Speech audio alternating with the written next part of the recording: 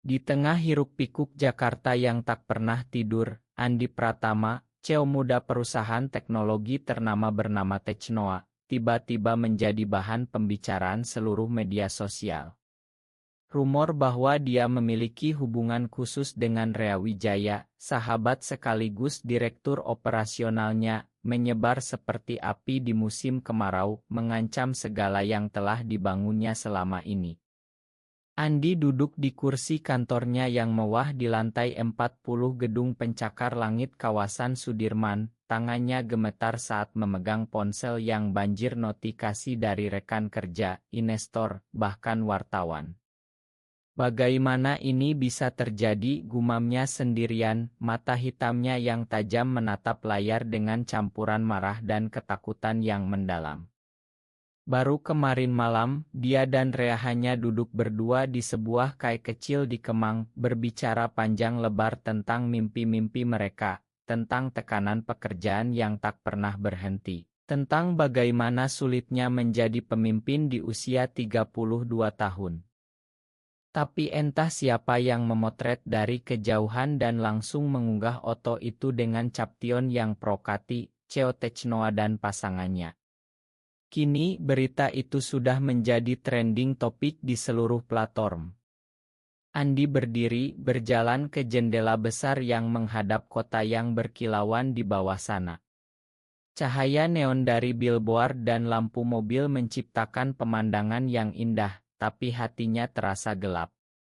Sebagai anak sulung dari keluarga tradisional di Surabaya, Andi tahu betul apa artinya ini. Ayahnya, Pak Bambang, pensiunan pegawai negeri yang masih memegang teguh nilai-nilai lama, pasti akan marah besar. Ibunya yang lembut mungkin akan menangis diam-diam di kamar. Tapi yang lebih parah lagi, investor mulai mengirim email mundur dari rapat board esok hari. Perusahaan yang dia bangun dari nol selama 8 tahun terancam runtuh hanya karena satu rumor. Andi menghela napas panjang, mencoba mengingat siapa dirinya sebenarnya. Dia sukses, tampan, dihormati banyak orang, tapi di dalam ada kekosongan yang selalu dia tutupi dengan senyum profesional. Rea adalah satu-satunya yang membuatnya merasa hidup, yang mengerti setiap diamnya, setiap senyum kecilnya. Tapi apakah itu cinta? Atau hanya persahabatan yang terlalu dalam? Pertanyaan itu telah menghantuinya sejak mereka kuliah bersama di Institut Teknologi Bandung dulu. Saat itu, Andi masih berusaha menjadi pria normal sesuai harapan keluarga, tapi Rea selalu ada, dengan tawa renyahnya dan pandangan mata yang hangat. Sekarang di usia mereka yang sudah matang, perasaan itu semakin sulit disembunyikan. Tiba-tiba pintu kantor diketuk pelan. Sekretarisnya, Bu Siti, masuk dengan wajah khawatir. Pak Andi, ada telepon dari ayah Bapak di Surabaya. Beliau bilang penting sekali. Andi mengangguk pelan, tapi tangannya ragu saat mengangkat gagang telepon. Suara Pak Bambang langsung terdengar tegas di seberang. Andi, apa benar yang beredar di internet itu? Kamu dengan Rea?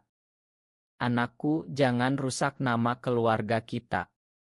Andi merasa dada sesak. Dia mencoba menjelaskan, tapi kata-kata tak keluar dengan benar. Ayah, itu hanya rumor. Kami hanya teman dekat.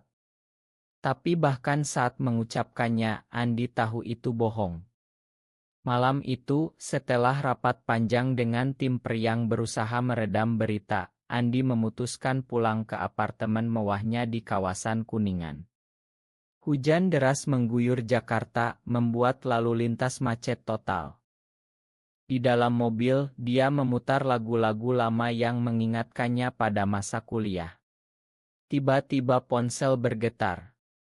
Pesan dari Rea, aku di depan apartemenmu. Kita perlu bicara. Andi tersenyum tipis meski hatinya berdebar. Saat pintu apartemen terbuka, Rea berdiri di sana dengan jas basah kuyup, rambut hitamnya acak-acakan, tapi matanya penuh kekhawatiran yang tulus. Andi, maafkan aku. Mungkin Otto itu karena aku yang terlalu dekat denganmu di kai kemarin. Andi menarik Rea masuk, menutup pintu, dan untuk pertama kalinya dalam bertahun-tahun dia memeluk sahabatnya itu dengan erat, bukan sebagai teman biasa, tapi sebagai seseorang yang telah lama dia cintai diam-diam. Rea, aku tidak tahu harus bilang apa lagi. Rumor ini sudah di luar kendali. Mereka duduk di soa ruang tamu yang minimalis, cahaya lampu temaram menerangi wajah mereka. Rea menatap Andi lama. Kamu tahu, sejak dulu aku selalu merasa ada yang lebih dari persahabatan kita. Tapi aku takut kamu menolak, takut masyarakat Indonesia ini tak akan pernah menerima. Andi mengangguk pelan. Aku juga takut, Rea. Keluargaku, perusahaan, semuanya. Tapi malam ini aku merasa lelah menyembunyikan diri. Percakapan mereka mengalir panjang, penuh kenangan masa lalu, tawa kecil, dan air mata yang tertahan. Rea menceritakan bagaimana dia pernah hampir menikah dengan seorang gadis pilihan orang tuanya 2 tahun lalu, tapi membatalkannya karena hatinya selalu kembali pada Andi. Andi pun bercerita tentang tekanan ayahnya yang selalu menanyakan kapan menikah setiap pulang ke Surabaya. Malam semakin larut, hujan di luar semakin deras, tapi di dalam apartemen itu, dua pria itu merasa hangat untuk pertama kalinya. Namun, Andi tahu besok pagi adalah rapat board yang menentukan nasib perusahaan. Dia harus memilih, terus sembunyi atau mulai melangkah. Dan pilihan itu akan membawa konsekuensi yang tak terduga. Pagi harinya, Andi tiba di kantor dengan wajah lelah tapi tekad yang mulai terbentuk. Timnya sudah menunggu, wajah-wajah cemas. Pak, media sudah ramai. Beberapa klien besar menelepon ingin konfirmasi. Andi duduk di kepala meja rapat, menarik napas dalam. Kita hadapi ini dengan kepala dingin. Tapi aku tidak akan bohong lagi. Kata-kata itu keluar begitu saja, membuat seluruh ruangan hening. Rea yang duduk di seberangnya tersenyum kecil, memberi dukungan diam-diam. Sepanjang hari, Andi berusaha fokus pada pekerjaan, tapi pikirannya terus melayang ke keluarga di Surabaya. Saat makan siang, telepon dari ibunya masuk. Nak, ayahmu marah sekali. Dia bilang kalau ini benar, jangan pulang dulu ke rumah. Suara ibunya terdengar lemah, membuat hati Andi hancur. Tapi di tengah kesedihan itu, Rea mengirim pesan singkat, aku di sini untukmu, selalu. Itu cukup untuk memberi Andi kekuatan melanjutkan hari. Sore hari, saat rapat dengan investor berlangsung tegang, salah satu direktur senior bertanya langsung, Pak Andi, apa benar rumor itu? Perusahaan kita butuh kepastian. Andi menatap semua orang di ruangan itu, pria-pria Indonesia berusia 50-an yang masih memegang nilai lama. Saya akan jawab besok di acara besar perusahaan. Sekarang mari kita fokus pada proyek baru. Malam harinya, di apartemen, Andi dan Rea menghabiskan waktu memasak makan malam sederhana. Mereka tertawa mengingat masa kuliah, saat Rea selalu gagal memasak mie instan. Tapi di balik tawa itu ada ketegangan yang tak terucap. Andi, kalau besok kamu memutuskan untuk bicara terbuka, aku dukung. Tapi aku takut kehilangan kamu. Andi memegang tangan Rea erat. Kita hadapi bersama. Itu adalah malam di mana mereka akhirnya mengakui perasaan yang selama ini mereka pendam, sebuah pengakuan sederhana tanpa kata-kata berlebih, hanya pelukan dan janji untuk saling jaga.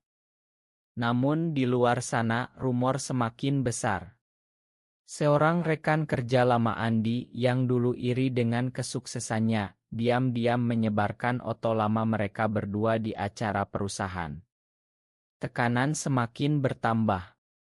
Andi tahu perjalanan ini baru saja dimulai dan setiap langkah akan menguji dirinya sebagai pria, sebagai pemimpin, dan sebagai seseorang yang mencintai sesama pria di negeri yang belum siap menerima. Pagi berikutnya, Andi bangun dengan perasaan campur aduk. Rea sudah pergi lebih dulu ke kantor untuk mempersiapkan rapat penting, meninggalkan secangkir kopi hangat di meja. Andi memandang cermin, melihat wajahnya yang lelah tapi ada kilau baru di matanya. Hari ini aku harus kuat, bisiknya pada diri sendiri. Di perjalanan ke kantor, radio memutar berita tentang dirinya. Cheo Technoa dikabarkan memiliki hubungan dengan rekan kerjanya, Rea Wijaya. Investor mulai ragu. Andi mematikan radio, fokus pada jalan raya yang padat. Di kantor, suasana tegang. Beberapa karyawan muda memandangnya dengan simpati, tapi yang lebih senior berbisik-bisik. Rea menyambutnya di ruang rapat dengan senyum tenang. Semua siap, Andi. Jangan khawatir. Rapat board dimulai tepat waktu. 10 orang duduk mengelilingi meja panjang, wajah mereka serius. Pak Hadi, direktur senior yang paling konservatif, langsung membuka. Pak Andi, kami dengar rumor ini sudah mempengaruhi saham. Apa rencana Anda? Andi berdiri, suaranya mantap meski jantung berdegup kencang. Saya akan hadapi di acara tahunan perusahaan 2 minggu lagi.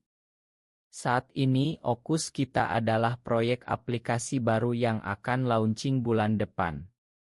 Diskusi berlangsung panas, beberapa orang mendukung, yang lain ragu. Rea diam saja, tapi tatapannya memberi kekuatan pada Andi. Setelah rapat, Andi dan Rea makan siang berdua di ruang pribadi. Kamu hebat tadi, kata Rea pelan. Tapi aku lihat kamu tegang. Andi mengangguk. Aku takut kehilangan semua ini, Rea. Perusahaan, keluarga, kamu. Rea memegang tangannya di bawah meja. Kamu tidak akan kehilangan aku. Sore itu, Andi menerima panggilan ideo dari adik perempuannya, Rina, yang kuliah di Bandung. Kak, aku baca berita. Apa benar? Kalau iya, aku dukung kok. Kakak bahagia itu yang penting. Kata-kata Rina membuat Andi tersenyum pertama kalinya hari itu. Tapi dukungan itu tak cukup untuk menenangkan hati ayahnya. Malam harinya, Pak Bambang menelepon lagi. Andi, pulanglah ke Surabaya besok. Kita bicara langsung. Jangan biarkan nama keluarga tercemar. Andi setuju meski hatinya berat. Penerbangan pagi berikutnya ke Surabaya terasa panjang. Di rumah orang tua, suasana dingin. Ibu memeluknya erat, tapi ayah duduk di kursi tamu dengan wajah tegang. Ceritakan semuanya, nak.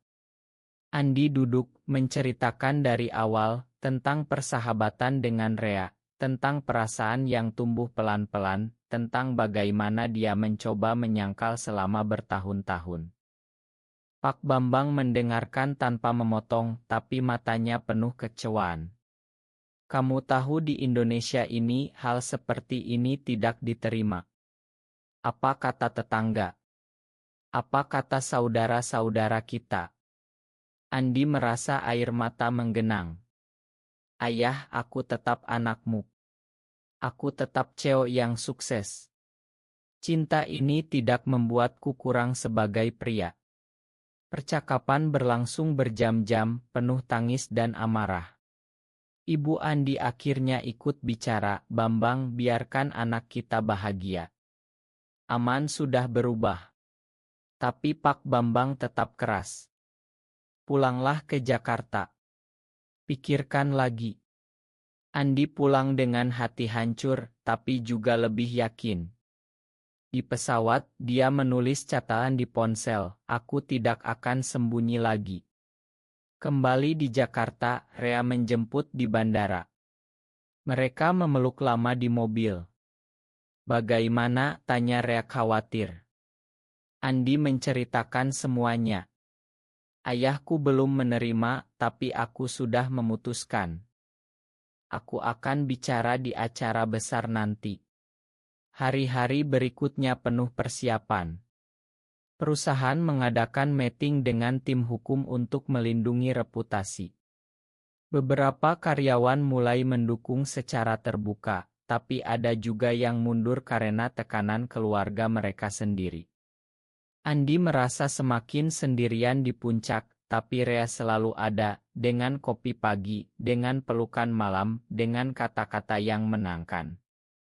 Suatu malam, saat hujan lagi mengguyur Jakarta, mereka duduk di balkon apartemen, memandang lampu kota. Rea berkata pelan, "Andi, kalau kamu memilih untuk sembunyi demi perusahaan, aku mengerti. Aku tidak mau kamu kehilangan segalanya." Andi menoleh, memandang mata Rea yang penuh cinta. "Aku tidak mau kehilangan diriku sendiri, Rea. Cinta ini nyata. Aku ingin hidup benar." Mereka berpelukan di bawah hujan gerimis yang menyiram balkon, merasakan kehangatan di tengah badai yang semakin mendekat. Tapi di balik itu ada pengkhianatan yang tak terduga. Rekan lama Andi, Budi, yang dulu saingannya di kampus, diam-diam bertemu dengan media dan memberikan bukti oto-oto lama. Rumor semakin liar, bahkan ada yang bilang Andi merusak budaya Indonesia. Tekanan dari luar semakin berat. Andi mulai mendapat ancaman anonim di email. Berhenti atau perusahaan hancur. Di tengah itu semua, Andi merasakan pertumbuhan dalam dirinya. Dia mulai lebih terbuka dengan timnya, berbicara tentang keragaman di perusahaan. Beberapa karyawan muda mengaku memiliki cerita serupa, membuat Andi merasa tidak sendiri. Rea pun mulai berani menghadapi keluarganya sendiri di Bandung melalui telepon. "Ibu, aku mencintai Andi. Ini bukan pilihan, ini siapa aku." Reaksi keluarga Rea tidak lebih baik, tapi setidaknya mereka bicara. Perjalanan emosional ini membuat Andi sadar bahwa menjadi diri sendiri adalah pilihan paling berani yang pernah dia ambil. Minggu demi minggu berlalu, acara tahunan perusahaan semakin dekat. Andi mempersiapkan pidato yang bukan hanya tentang bisnis, tapi tentang keberanian. Rea membantu menyusun kata-kata, malam demi malam. "Kamu akan hebat," kata Rea sambil memijat bahu Andi yang tegang. Di saat yang sama, berita di media semakin gencar. Sebuah acara televisi nasional bahkan mengundang Andi untuk wawancara, tapi dia tolak dengan halus. Waktunya belum tepat. Tekanan keluarga masih ada. Ibu Andi menelepon hampir setiap hari, "Nak, ayahmu mulai sakit karena stres ini." Itu membuat Andi ragu sesaat, tapi Rea selalu mengingatkannya, "Kita hadapi bersama." Suatu hari, Andi menerima surat dari ayahnya. Isinya singkat, "Aku masih tidak setuju, tapi aku bangga kamu berani." Kata-kata itu cukup untuk memberi Andi kekuatan. Persiapan acara semakin intens. Aula besar di Hotel Mewah Jakarta sudah dipesan, ratusan tamu undangan, investor, media, karyawan. Andi tahu ini adalah momen penentuan. Dia dan Rea menghabiskan malam sebelum acara dengan berbicara panjang, mengingat setiap langkah perjalanan mereka dari kampus hingga sekarang. "Apapun hasilnya besok, aku mencintaimu," kata Andi. Rea tersenyum, "Aku juga." Malam itu, mereka tidur dengan tenang untuk pertama kalinya setelah berminggu-minggu.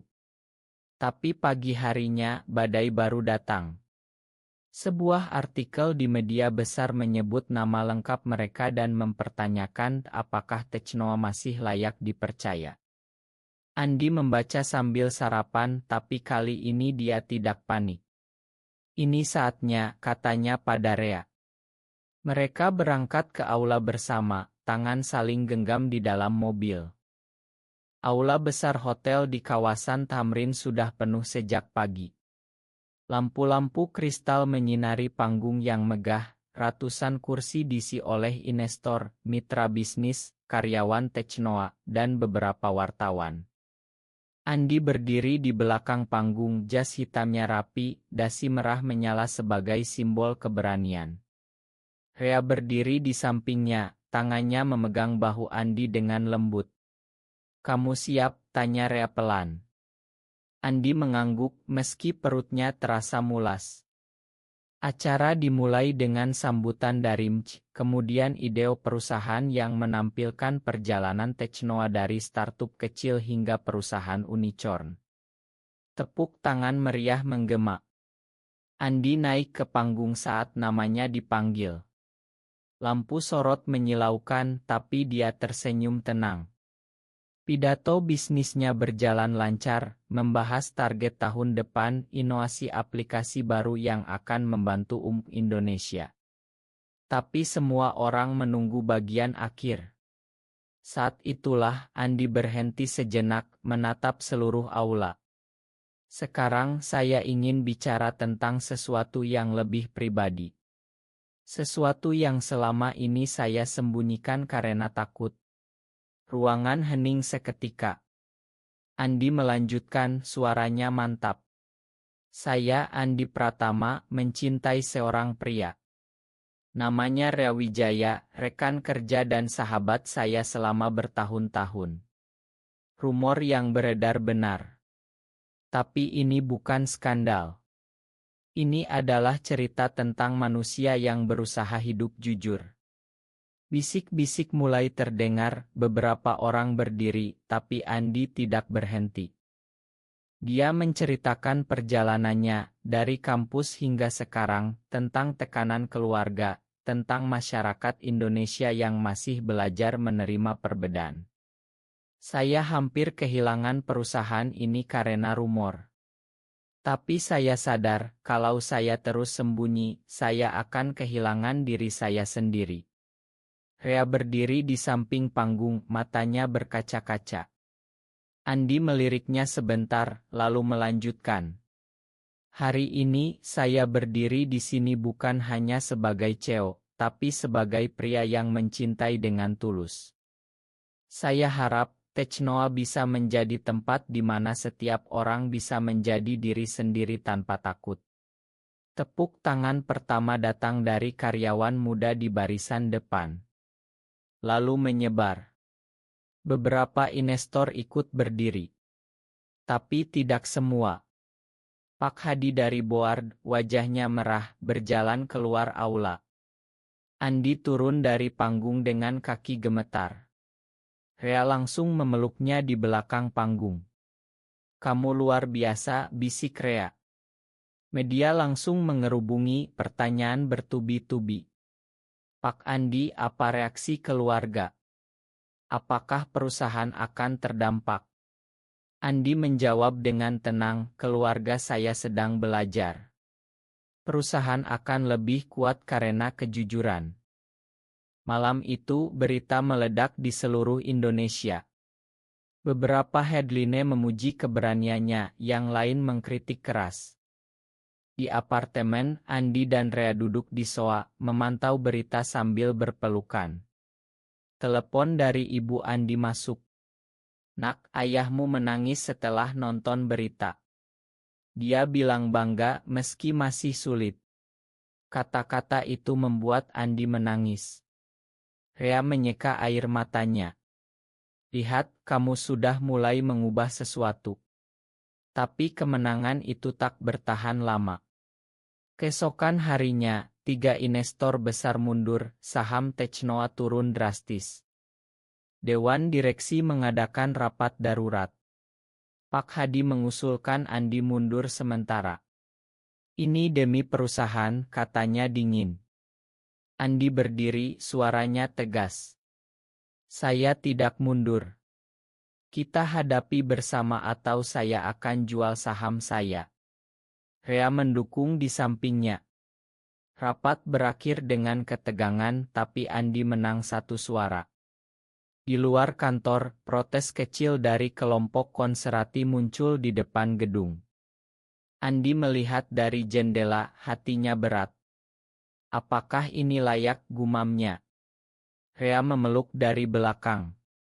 Kamu sudah menginspirasi banyak orang. Lihat komentar di media sosial. Memang ribuan pesan dukungan dari anak muda Indonesia yang selama ini merasa sendiri.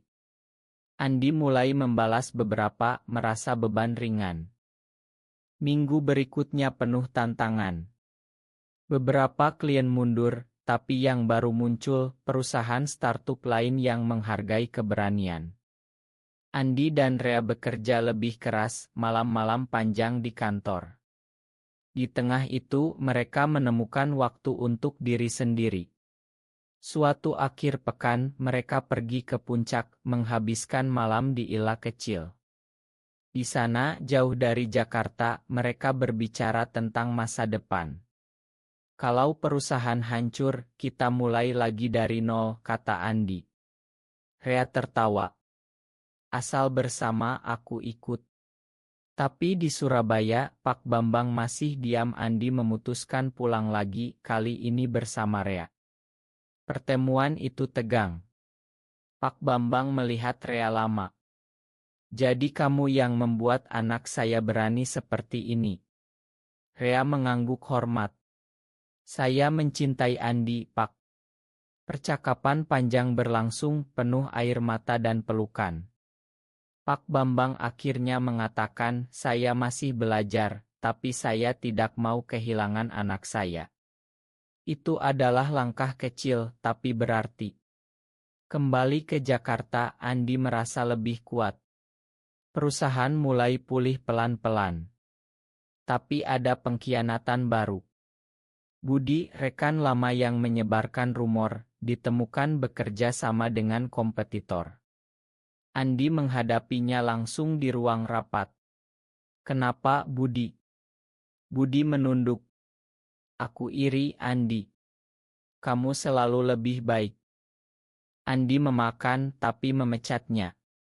Pengalaman itu mengajarkan Andi tentang kekuatan pengampunan.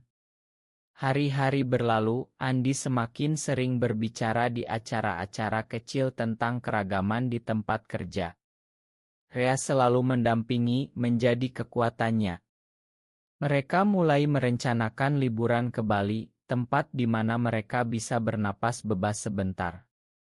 Di bandara saat menunggu pesawat, Andi memandang Rea. Terima kasih sudah ada di setiap langkah. Rea tersenyum. Kita baru mulai, Andi. Perjalanan emosional ini membuat Andi tumbuh menjadi pemimpin yang lebih manusiawi, yang mengerti bahwa kekuatan sejati datang dari kejujuran. Tapi tantangan belum berakhir. Liburan di Bali memberi Andi dan Rea waktu untuk bernapas. Pantai Kuta yang ramai, matahari terbenam di Uluwatu, malam-malam tenang di Ila menghadap sawah. Mereka berjalan bergandengan di pantai saat malam, tidak takut lagi dilihat orang. Di sini rasanya bebas, kata Andi sambil memandang ombak. Rea mengangguk. Tapi kita harus kembali ke Jakarta besok. Realita menunggu. Mereka bicara tentang masa depan, tentang mungkin membuka cabang Technoa di kota lain, tentang membangun komunitas untuk anak muda di Indonesia. Andi merasa semakin dewasa, bukan lagi pemuda yang takut, tapi pria yang siap bertanggung jawab. Kembali ke Jakarta, situasi perusahaan membaik. Saham naik lagi setelah Andi diundang ke acara nasional tentang inovasi dan inklusi. Wawancara di televisi nasional membuat namanya semakin dikenal sebagai pemimpin progresi. Tapi di balik itu ada krisis keluarga Rea.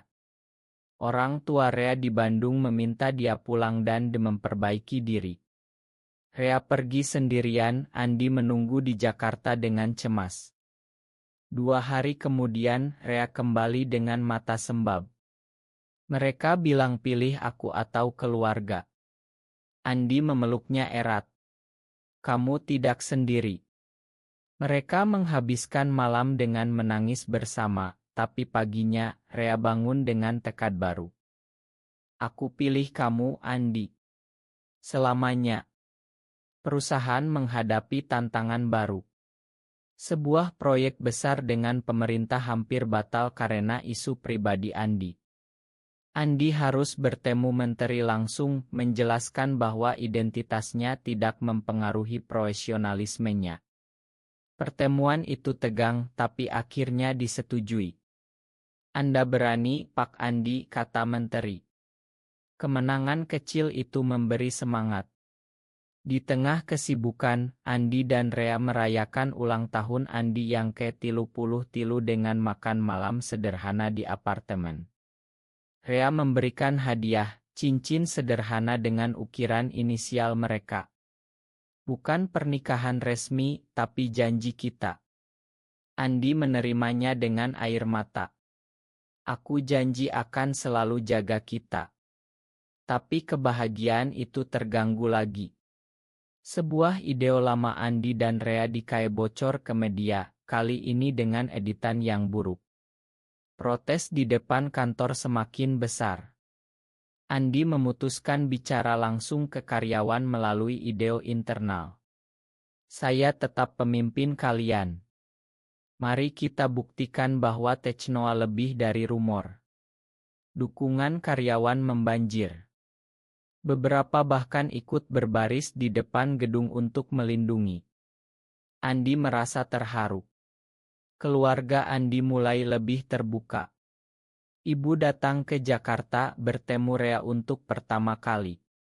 Kamu membuat anak saya bahagia, kata ibu sambil memeluk Rea. Pak Bambang masih di Surabaya, tapi mengirim pesan jaga Andi baik-baik. Itu cukup. Andi mulai menulis buku catatan pribadi tentang perjalanannya, berharap suatu hari bisa dibagikan. Rea mendukung sepenuhnya. Suatu malam, saat mereka duduk di balkon, Andi berkata, aku ingin kita punya rumah sendiri, bukan apartemen perusahaan. Rea tersenyum. Kita bangun bersama. Rencana masa depan itu memberi mereka harapan di tengah badai. Tapi pengkhianatan datang lagi dari dalam. Salah satu anggota board yang pura-pura mendukung diam-diam menjual informasi ke kompetitor. Andi menemukannya melalui audit internal. Konfrontasi terjadi di ruang rapat penuh amarah dan kekecewaan. Kenapa? Tanya Andi. Jawaban pria itu sederhana, uang. Andi memecatnya dan memperkuat keamanan perusahaan. Pengalaman itu membuat Andi lebih waspada, tapi juga lebih bijaksana dalam memilih orang. Di saat yang sama, Rina, adik Andi, datang ke Jakarta untuk magang di Technoa. Kak, aku bangga sama kakak. Aku ingin belajar dari kamu. Kehadiran Rina membawa keceriaan baru di kantor. Andi dan Rea mulai mengajaknya makan malam bersama, seperti keluarga kecil.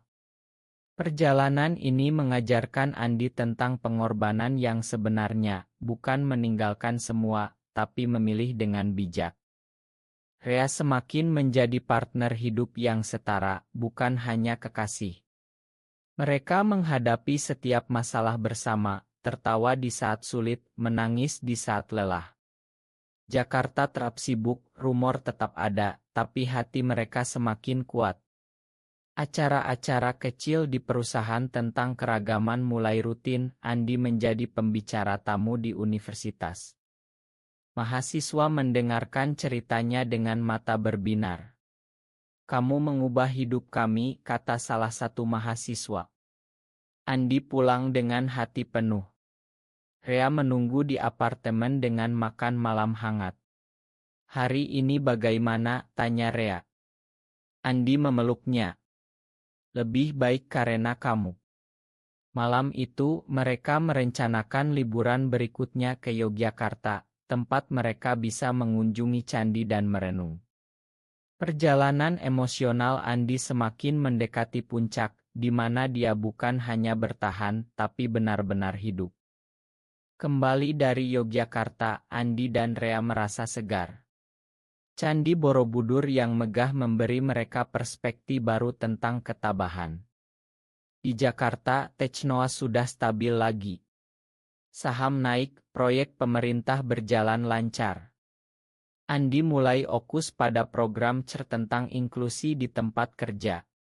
Rea memimpin tim pengembangan aplikasi baru yang ramah bagi komunitas minoritas. Tapi tekanan masyarakat masih ada. Sebuah kelompok besar mengadakan demonstrasi di depan kantor, menuntut Andi mundur.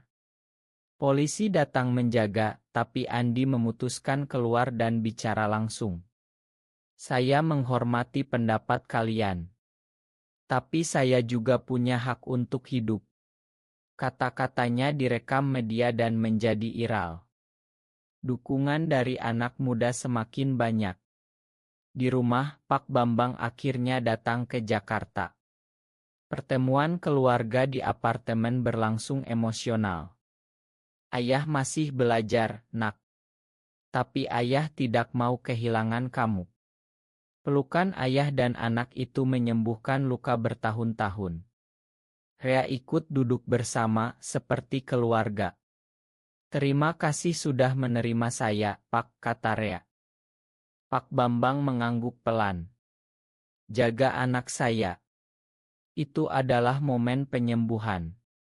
Perusahaan mengadakan acara internal besar untuk merayakan pemulihan. Andi naik panggung lagi, kali ini dengan Rea di sampingnya. Terima kasih atas dukungan kalian. Kita adalah tim yang lebih kuat. Tepuk tangan meriah. Tapi di tengah perayaan, Andi menerima berita buruk. Kompetitor meluncurkan aplikasi mirip dengan itur curian dari proyek mereka.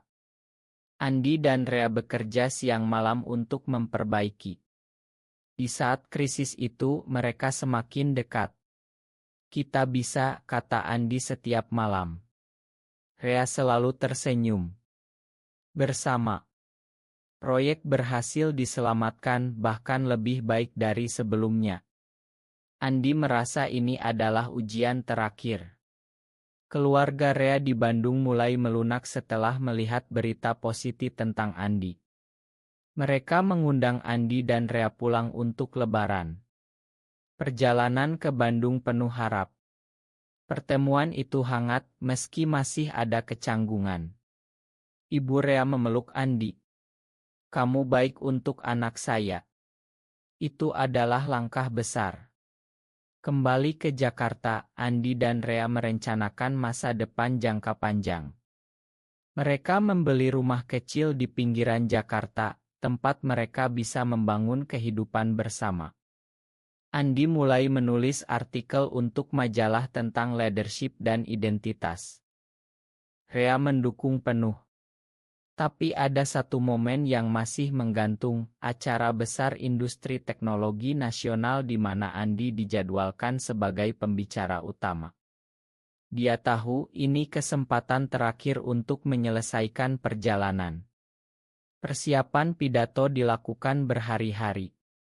Rea membantu mengasah kata-kata. Katakan yang dari hati, saran Rea. Andi mengangguk.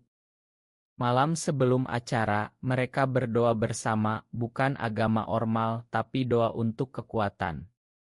Pagi harinya, Aula Nasional penuh 1.000 orang. Andi naik panggung dengan percaya diri. Pidato bisnisnya brilian, tapi bagian akhir adalah yang ditunggu.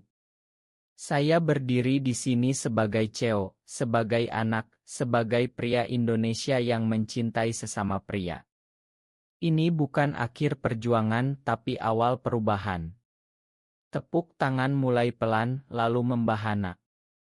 Beberapa orang berdiri. Andi melirik Rea di barisan depan. Mata mereka bertemu.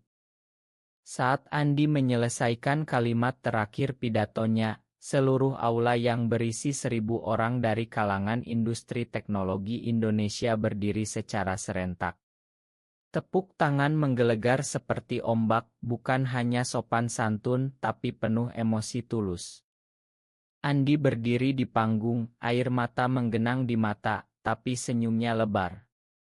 Rea di barisan depan ikut berdiri, tangannya bertepuk paling kencang, matanya penuh kebanggaan. Momen itu terasa seperti akhir dari perjalanan panjang yang penuh luka, pengkhianatan, dan pengorbanan. Setelah acara, media mengerubungi Andi dan Rea. "Pak Andi, pidato Anda mengubah banyak orang," kata seorang wartawan. Andi menjawab sederhana, "Ini bukan tentang saya, tapi tentang kita semua yang berani menjadi diri sendiri." Malam harinya, di rumah baru mereka di pinggiran Jakarta, Andi dan Rea duduk di teras menghadap taman kecil. Pak Bambang menelepon dari Surabaya. "Anakku, ayah bangga. Aula itu berdiri karena kamu." Ibu Rea juga mengirim pesan ide penuh air mata. Perusahaan Technoa kini menjadi contoh inklusi di Indonesia. Karyawan baru datang dengan cerita serupa, mencari tempat aman.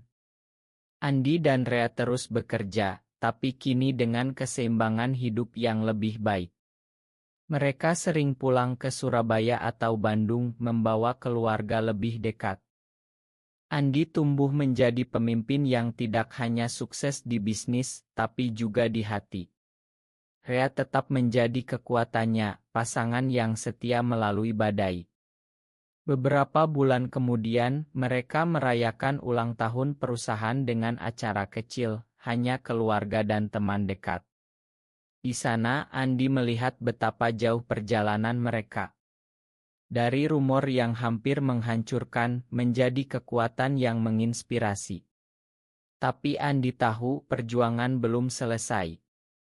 Masih ada norma masyarakat yang harus diubah pelan-pelan. Di teras rumah, saat bulan purnama menerangi, Andi memegang tangan Rea. "Kita berhasil, Rea." Rea tersenyum. "Kita baru memulai."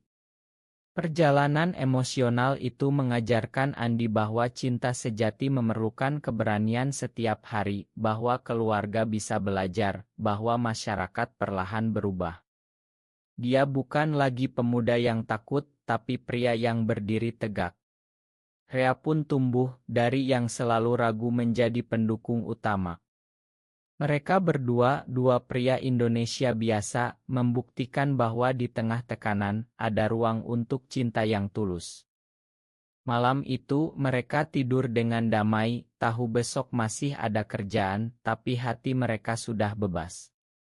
Dan di akhir perjalanan panjang ini, satu pertanyaan tetap menggantung untuk direnungkan bersama. Benarkah bahwa keberanian mengungkap identitas diri selalu membawa kebahagiaan sejati, atau justru sebaliknya?